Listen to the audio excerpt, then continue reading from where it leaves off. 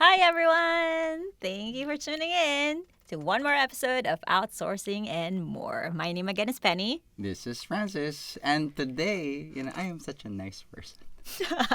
Oh my God, did I just announce that? No, I'm having such a nice day, and I hope you guys are too, wherever you are in podcast land. Thank you for tuning in. I wish every day is like this. If you haven't had a chance to subscribe to our channels yet, please feel free to do so. Today we are talking about one topic that I guess is very contentious. What?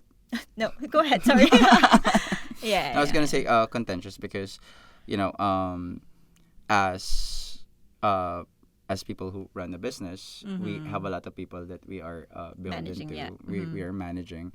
Um, And also, I would think that this topic also affects your career.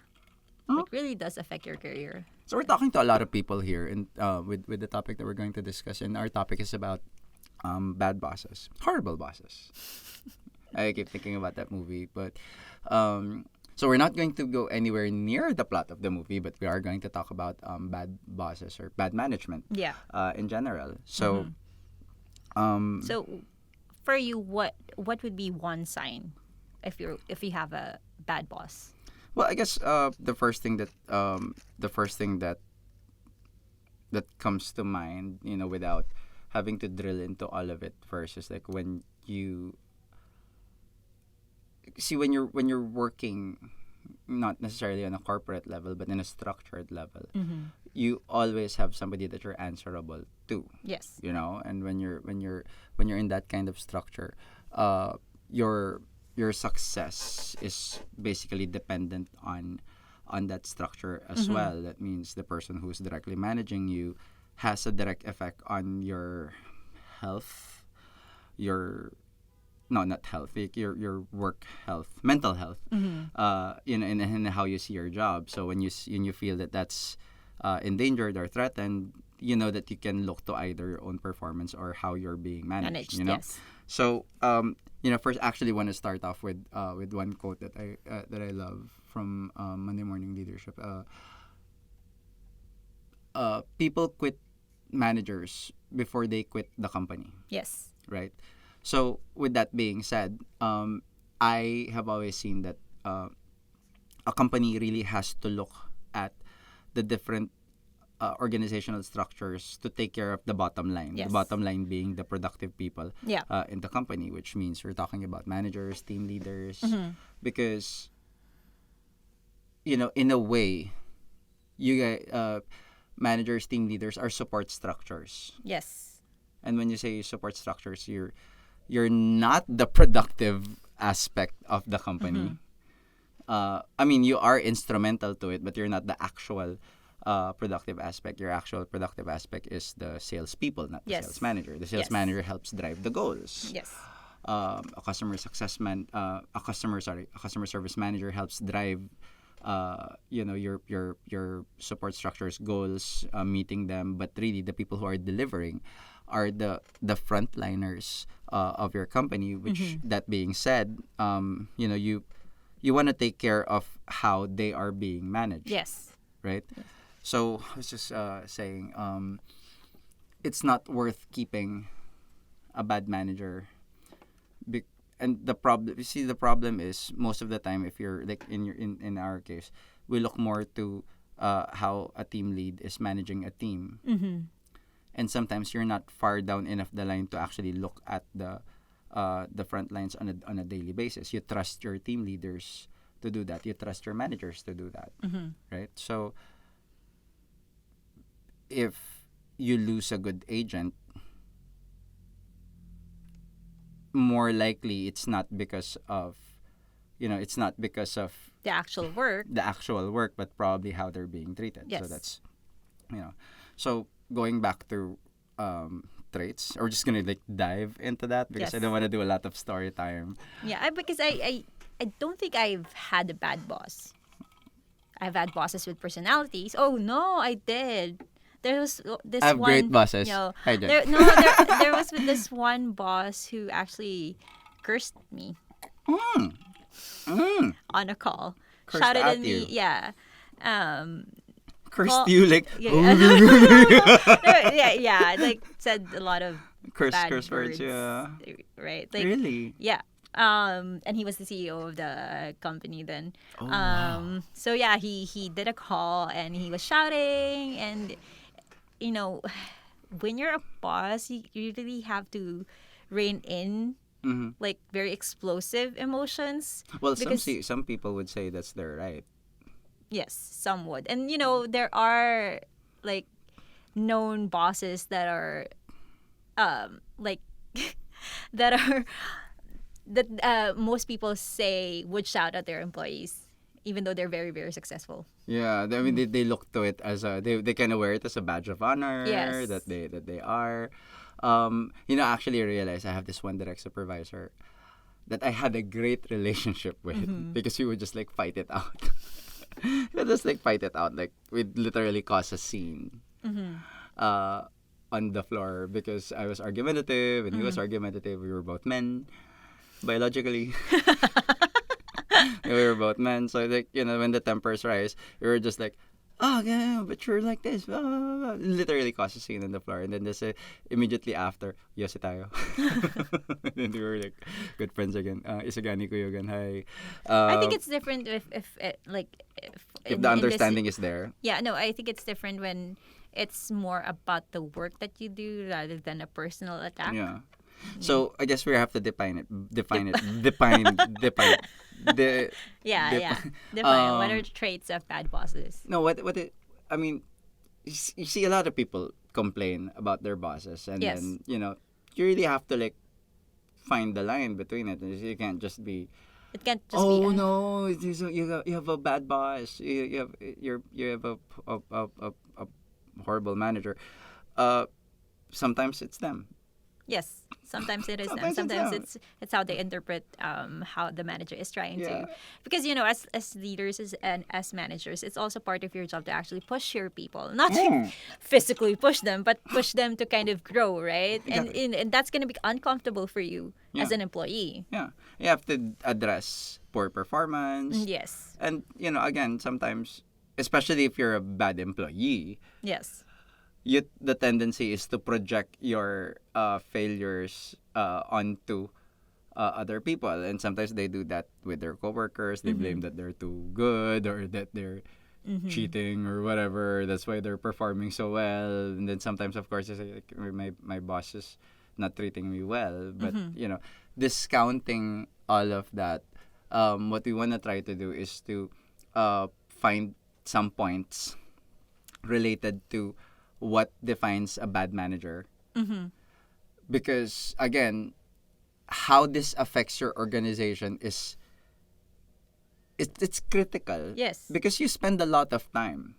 Hiring. Hiring. Yeah, finding the right people for your team. Yeah. Yeah. And hiring talent can be I mean, to be honest, right? Especially It's if you hard. have Yeah. especially if you have industries that are competitive. Yes. Like in our case, there's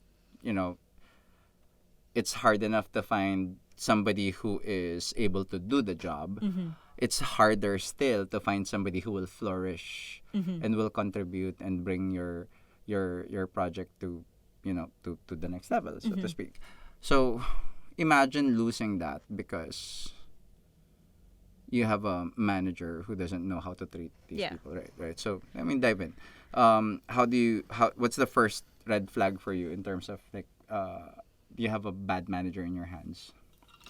I think one thing that I would say and I've seen is that they fail to support their people. Okay, when you say fail to so, support. for example, like when we were managing teams, when I'm managing a team, what I really try to do is if one of my team members needs something, from me, like for example, let's like the basic thing, access to a tool, right?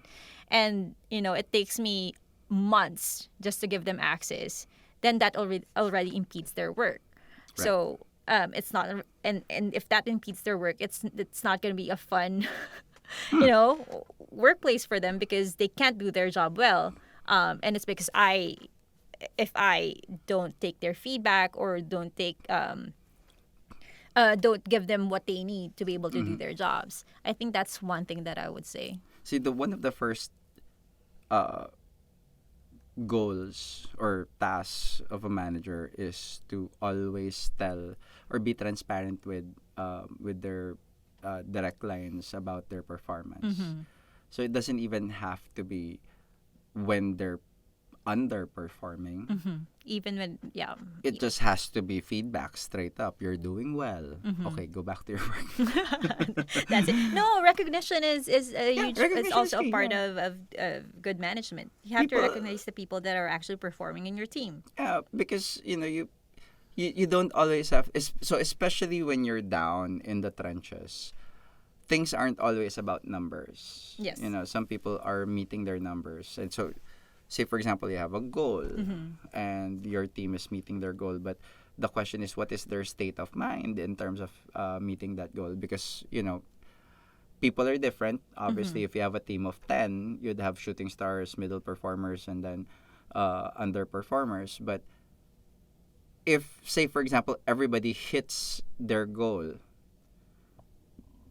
how they hit their goal hits differently as well. I'm just going to Mm-hmm. say that for some people, it's a breeze Yes. to just, hit a sales goal, for Yes. example, or to hit a CSAT goal, for example. For some people, it takes a lot more work. Yeah. For some people, it takes a lot of work. Mm-hmm. And that's where the feedback comes in. You Yes. have to ask them, oh, you hit your goal, for example.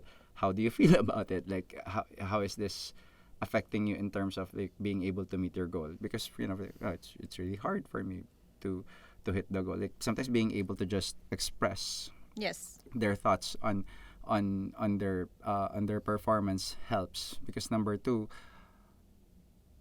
you also have to be able to suss out uh, the way that you're meeting your goal. Mm-hmm. There might be a better way to go about it. For Mm-hmm. example, Yeah. it just doesn't matter that you hit 90%. Okay, you're good. Proceed to the next week, because they might be struggling to meet the goal Yeah. week over week, for example. They might have even self-imposed high expectations of themselves, and That's that's bad. really Yeah. You it's bad for don't their mental health at yeah. that point. You don't want them, over. I mean, they're the weirdest thing is they have to talk to an agent and tell them to like cool it. You're making the other people look bad. I mean, not necessarily, because again, because some people, like I said, because some people are just like that. It it's great to have shooting stars Mm-hmm. in your team, but sometimes it's really hard to have them keep overperforming, and I'm not saying it makes the rest of the team look bad, but there's possibly a way to balance it out, like how to share best Yeah, practices, share for back. Yes. example, or have people meet and say, you know consolidate your practices and maybe find out what's, that's kind of your job, to keep a balanced team. Yes. So yeah, so not giving feedback to your team on a regular basis, sure. I think the other thing that I would say is trying to have one management style for everyone in your team, especially Yeah. for big teams. Some people would be they respond better if you're a straight shooter, Mhm. and some would need a little bit more Like a cajoling. dusty Is that the donut. right word, cajoling? Cajoling, Yeah. sugarcoating. Yeah, Cajoling is, when you're pushing Okay. somebody, yeah. So yeah, you need to have a softer style with them, because Mhm. that's how they would respond well and start performing. Mm. Some would just give it to me now, like give it Right. to me straight. I think if you're a manager who cares about your people, you study them. Yes. You know, Yeah, I you mean, do. you start off with getting their case files, for example, their 201 files, understand, do they have parents? Sometimes some people would say that's a lot of work to just manage a person when you really have to just manage the numbers. But No. managing a team goes really beyond that, because you're managing the people. That's your Yes. entire job. So you really have to take into consideration, like, for example, in the cases of lates or absences, for example, what could be causing this from a personal perspective? Are they not talking to you? Like, maybe they have issues, like, like when you have kids, like all of a sudden, for example, when the pandemic started, Mm-hmm. a lot of people really, I wouldn't say suffer, what's the word? Not suffer. But had Challenged. challenged. Thank you, by having to deal with kids Yeah. who were, Or you're previously sending them off to school, and yes, now no, you're staying at okay. home. Actually, you're Like, the person to talk yeah, about this. Go. you're staying at home. We have to watch out further, and because one of my kids is like in the lower grades, I would have to actually Do the get rest. their assignment and tell them what to do, and then submit that assignment afterward because they don't know yet how to do it. Yeah. And Yeah. that takes a huge toll on some people. So if it Yes. affects their attendance, those are some of the things that you really have to look into, like what's causing it. I mean, back when people were mostly corporate, was it a change in, I don't know, traffic grab? Is everybody suffering? But you're zoning in on one person. Uh, it's one thing to look at one person's performance, and then another thing to look at the person as a whole and say Yes. what's affecting your performance. And if you don't do that, not a good Yeah. manager. I mean, a part of this is also knowing what their motivations are. I mean, like for example, what I said earlier, management style. Yeah. If you know what motivates this person as opposed to this other person in Yeah. your team, then definitely you can also use that to kind of push their performance. So it's really knowing about the people Yeah. of your team. So if your manager doesn't care like an ounce Mm-hmm. about who you are and how you work. And it's asking that person as well. You know how people can lose sight of themselves with work. Yes. Yeah, and that's the reason why you have people to manage them, because I say come in bright and early, they could get lost in, again, personal problems, recent performance issues. They could be plagued by self-doubt, for example, and just that's your role to come back and say, this is what you're aiming for, don't lose sight of it. And to your point about differing the The management style, management, like yeah. what kind of motivational approach will work on that person. Yes. You just say like, you're losing money. money. It's, and in a way, you just want to tell them, you can't lose sight of your job, because if this is your job for the next 5 years and you're performing poorly, think about being a breadwinner, for Yes. example. Will you get a job as good as this, for example? And they, again, if they're losing sight of it because of personal problems, that kind of puts them back on track. Yeah. Yeah, sure.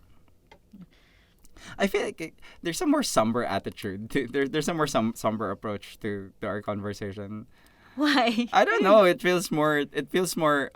Because I'm struggling to pull this out, because we do. I'm happy to say that we don't really have this kind of problem Yeah. like Yeah. a lot, because we do have some few direct team leads, but do we do the same for our people? I hope so. Yeah. True. But micromanagement. Micromanagement. Yeah, like who wants someone who's constantly looking Breathing over down your yeah, neck. breathing down your, looking over your shoulder. What are you doing now? How bad is micromanagement? And why is it a sign of being a bad boss? I think if it's starting to affect your work, that you can't do anything without having someone comment on it. Like even if you're just in the first few stages of what you're doing, and you do have a plan to get to what the goal is supposed to be or what the task is supposed to be in its completion. But if someone like at the very start, already says no, don't do it that way, right? The other part of micromanagement is also trying to force, like if I were a manager, trying to force my style to what my employee is doing, like do it my way, right? And people are different. Yes. They would do things differently and still achieve the same goal. Yeah. I mean, there's so many ways to go about achieving something. Yes. Again, if you think about, like, for example, sales, some people have a direct approach to, like, hi, buy our product. And some people, like, how are you? Yeah. They might take a longer way about it, but they know how to drive the point home Yes. eventually. So you can't really stifle them. But the problem is, sometimes, and again, whether this is intentional or not, sometimes, say, for example, if you're an underperformer, that also creates pressure on the boss Yes. to on your manager to force you to perform. Yes. And one of the bad results there is that when they can't see you finding your way Mm-hmm. to it, they might try to force their own Yeah. techniques, Yes. for example. But it's I feel that it's just a little bit different. I think that's just a desperate approach, which is like I said, there's a fine line between uh, a bad boss or a bad manager versus somebody who's just at that point of desperation, whether because they're trying to help somebody Yeah. perform and just say, Mm-hmm. okay, so you tried it your way, it didn't work. Let's Try try my another way, mm-hmm. didn't work. Do this, and Yeah. then you really like dive into like this is what you do, this is what I do, because of course as a manager you probably went through the trenches Yes. yourself, and this was your successful style. Uh, I think there's just a fine line between it. I think though that uh when you're micromanaging, what's the word? Um. When you have your when your eye is hot. When you're harping on someone, Yeah. you're just on. Mm. And you have to look at You're it. struggling to find. I'm The struggling to English. find the right word because Yes. sometimes sometimes if you and your boss just don't see eye to eye, and Mm-hmm. maybe they don't appreciate your style, or Mm-hmm. they think uh because a manager will be welcoming of different styles as long Yes. as you get to but sometimes whether it's jealousy or arrogance, or they just don't like the person in general, they tend to like really harp on everything that they're Yes. doing, and that's when micromanaging comes in. Mm-hmm. So on the part of the boss, if you find yourself micromanaging somebody, you really have to pull back, stop, and ask yourself, because this is a part of self-improvement on yourself, Yes. that why am I doing this to this person? Mm-hmm. Am I trying to help him? Is it something that I just don't appreciate about what they're doing? If they Mm-hmm. feel that they're self-awareness Mm-hmm. about yourself, and then asking yourself, is there something that's not working for me when managing this person? Yes. Uh, that part of self-awareness, really going back to like if you're a leader yourself, you really should be self-aware. Yes. Don't you agree? Yes. That's why they put a lot of weight to emotional intelligence, which is Yeah. one of it is self awareness. You kind of have to also look at what your actions are and how it's affecting the Mm-hmm. people under you. Yes. Yeah. The Like And what are that's you, hard. and part of this is what are your triggers, and we're still talking about micromanagement. Yeah. What are your triggers that would propel you into trying to micromanage someone, which is what one of the things that you mentioned. If someone is underperforming, there Mm-hmm. is a tendency to you want to help them, but you're also Yes. already micromanaging them. So you have to be self-aware. Like, what is that point for you? Well, maybe the question is maybe the question is there's a reason why micromanaging exists, but you have to be very, very careful about when and how to use it. I would say, because what's the question? You find yourself trying to help somebody perform. So let's just say we're talking about an underperformer in reality, right? You might be throwing your hands up in the air already because you've tried, here's best practice. Yes, you What tried. do you think? Yeah. What do you think you can do? You do performance improvement plans and say this is what you're going to try. But the problem is, if that is not working, you might just find yourself on the verge, like, this is what you say when they say this. This is Yes. what you do when they do this. And that's already on the verge of micromanaging. But again, that's really like the verge of desperation to help somebody perform. What you're wanting to avoid is how how how narrow is your vision in terms of of an agent succeeding.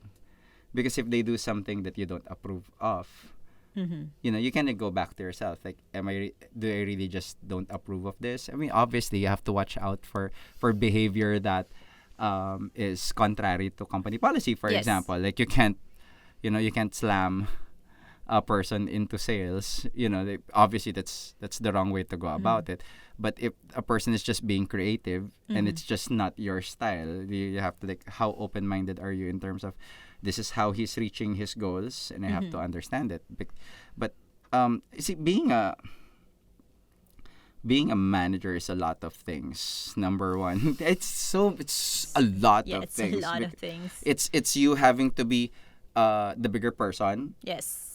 in terms of handling your team. So there's people who would accept your word as gospel truth because I say so. I'm your manager. Then I will do what you need. You also have to be careful with them because anything you say can and will be used against you. Can and will be used against you because my manager said this, and they Yes, take that's it true. literally. Very true. And then on the other side of the spectrum, you have people who would literally question everything you say, and that can be frustrating because as a manager, you work hard to get to where you are, and you Yes. kind of think that what I say has weight. But being if you're a servant leader, for example, it's hard to sometimes just open yourself up to feedback as well.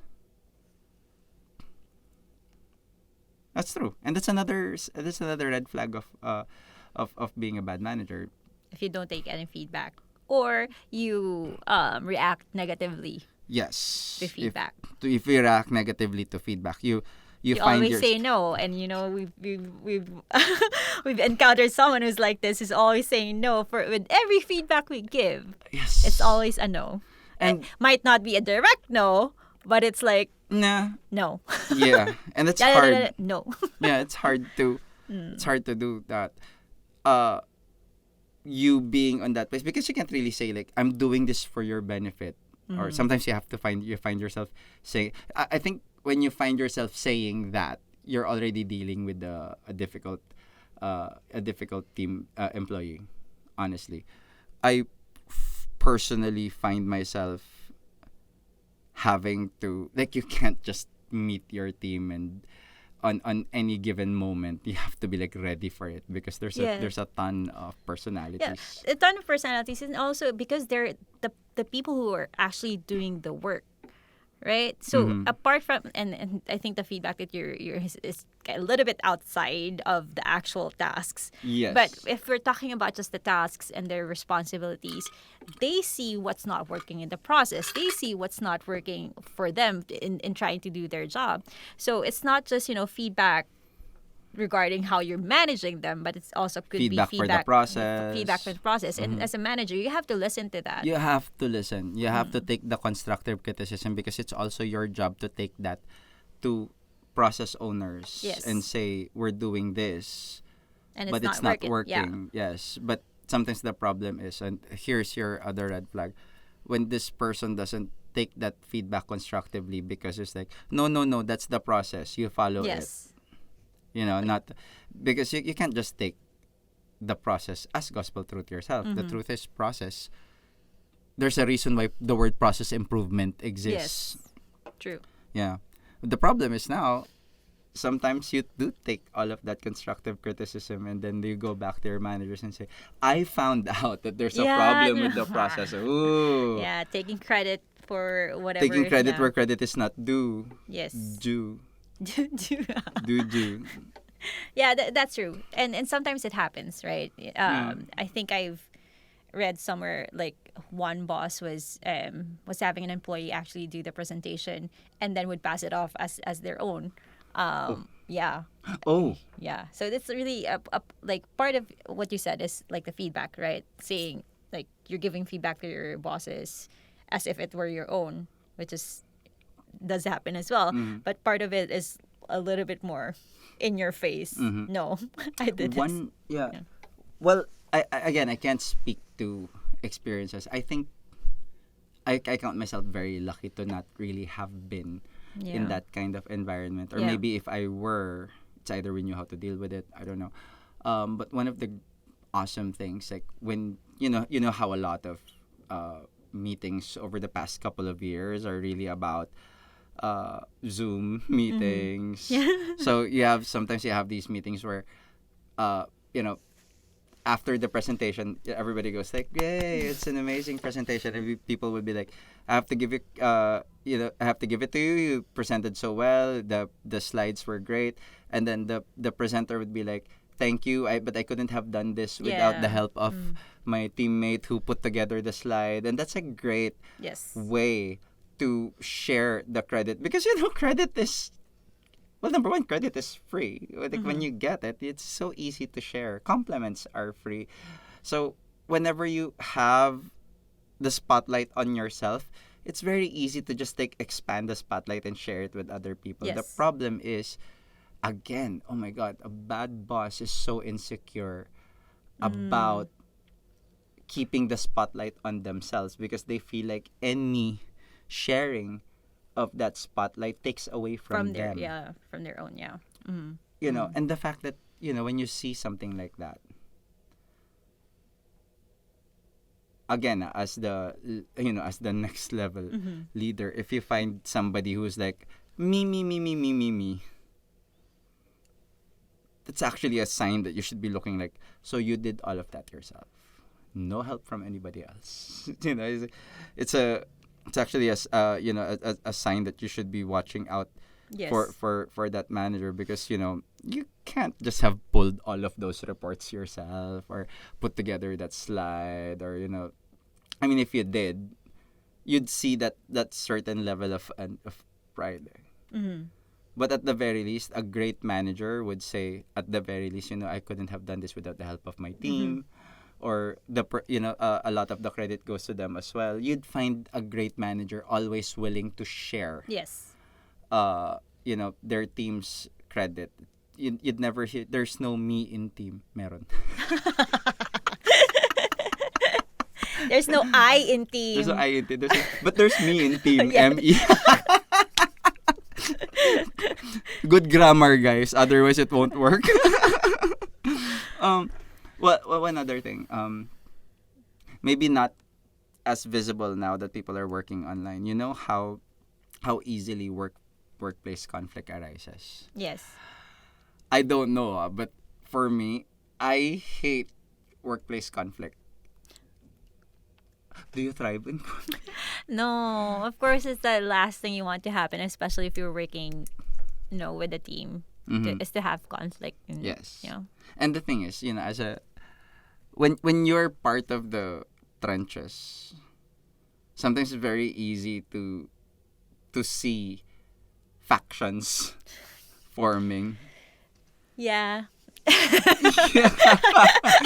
Even as little as it's inevitable that factions will form. It's the Yossi group, it's the water cooler group, it's the Marites group. Yes. Have to watch out for the Marites group, but the point is, factions will inevitably form.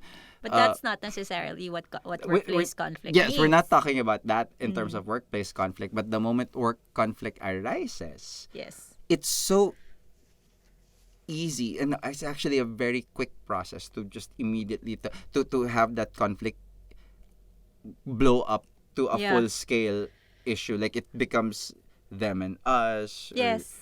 Or he said, she said, or management versus with no understanding at all of where the other team group person is coming from. Exactly. And sometimes what's worse, the team leader versus the team. Yeah.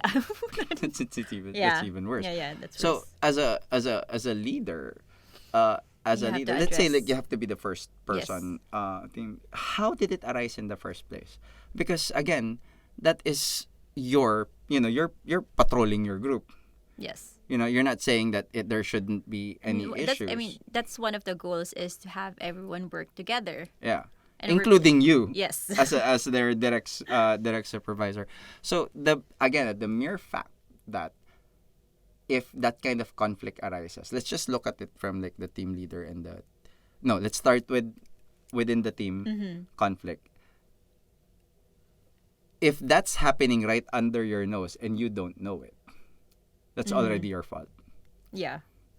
If you're letting it happen, you're worse. Yes. You're much worse if you're letting it happen. You're trash if you're letting it happen, if you're fomenting. And we're not even talking about like healthy competition. No, not healthy competition. This is like really... Yeah. What's worse, if you're the one fomenting... instigating the conflict. The conflict.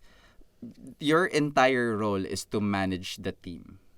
Yes. Your entire role is to manage the And team. conflict Therefore, is part of and it. conflict is part of it. If somebody is affected by it, that's so much worse because it's like being bullied back in high school. You know how it could affect your grades, it could affect Yes. their performance simply because they, it's like you can't move because if people are against you, it's like you can't just like duck your head and work. It's not healthy to have a negative atmosphere. And the thing is, workplace conflict arises, you have to be the immediate mediator. Yes. Again, so And you can't take sides. You as cannot. You cannot. you cannot take don't. side unless your side is the conflict. Unless your side is the conflict. Yeah. So be mindful when workplace conflict arises. Be the first person to say, why is this happening? It's hard. It's so easy to just let them. It will Yeah, they will dissipate. figure it out. They're They'll all figure it- yes. adults. No, it's No, you have to be the first person to say, let's sit down. What is going on? And especially if you're not even like remotely close to being a parent or an older brother, it's hard. Yes. And that's why, again, going back to if you're a manager who doesn't have experience in managing work conflict, that's one of the skills that you have to Yes. watch out for. If it's a skill that you're intentionally ignoring, bad boss. Wow. Bad boss. Bad. I think Because during our conversation about Sorry. this thing, bad boss, I just want to say that sometimes it's not because they intentionally want to be a bad boss. yes. Sometimes it's they're triggered to do this thing because, like, for example, you're underperforming, and so they have a tendency to micromanage if you're already underperforming, And that that's might come off as yes, as being a bad boss. But your bosses are also people. They processes things differently. They have previous experiences that might have pushed them to act this way, like insecurities perhaps, which is why they would steal the spotlight. And so when dealing with bad bosses, how would you deal if like anything that we who am I talked about? in terms of dealing with the bad boss? Like, am I the person under them? Yes. Okay, oh gosh, that's so hard. Because again, no, I think this is more an issue to deal. This is more with their immediate reporting as well. Because being the person under a bad boss, I mean, of course, there are several ways to go about it. You either confront them directly, but that might honestly cause them to quiet fire you. Yeah, sometimes that happens. It happens, right? The moment that you can, the point is, if they have an issue in terms of their personality, then fighting back against them, or even just bringing up the issue that you have against them, might cause them to even, to single you out even Yes. more. Yes. And if that happens again, so if you're the person being affected by this, there is corporate. You talk to the person next to that person and say, I am having issues with Yes. my immediate supervisor. You And if talk to nothing is done, then it's a bad structure. It's a bad structure. Leave. Now, if you're the team leader and somebody approached you about this, you have to ask yourself, am I being a bad boss? Again, not because you're intentionally being a bad Yes. person, but maybe you're just not aware of your opportunities. Yes. If you are the person managing a negative boss, again, watch out for it. If that's already happening, you're in danger of losing good people. Yes. Because you will lose the good people right away.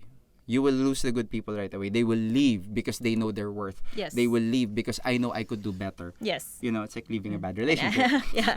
I can't be treated better. Yeah. They will quiet quit. And that's what you have to watch out for. So, is it worth losing 5 good agents over 1 bad manager? No.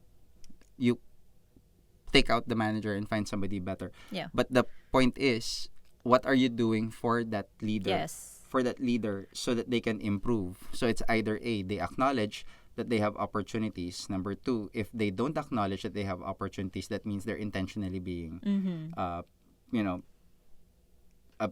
they're intentionally being a bad boss. So that's an easy decision, honestly. Doesn't matter what kind of contribution that they have. In the long run, they're going to cause problems for Yes. your company. Yes. There. I wasn't entirely honestly, I wasn't entirely having fun with this conversation the way that because I would have it's fun. It's with- hard to talk about something that's so negative, but it does happen in the workplace, and so it does merit some conversation. Yeah. And as it will. It's one of those hard conversations that is. needs to happen.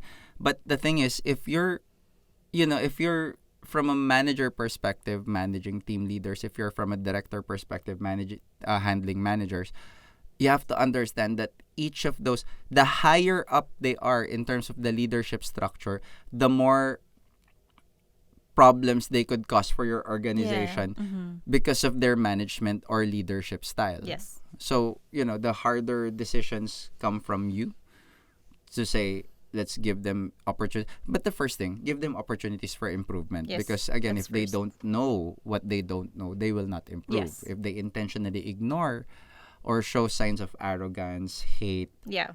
don't don't hesitate. Just let them know they're being disruptive. That's actually in a lot of handbooks. Being intentionally disruptive to the workplace environment, kick them out. It's not worth the amount of money that you spent to lose good workers. yeah.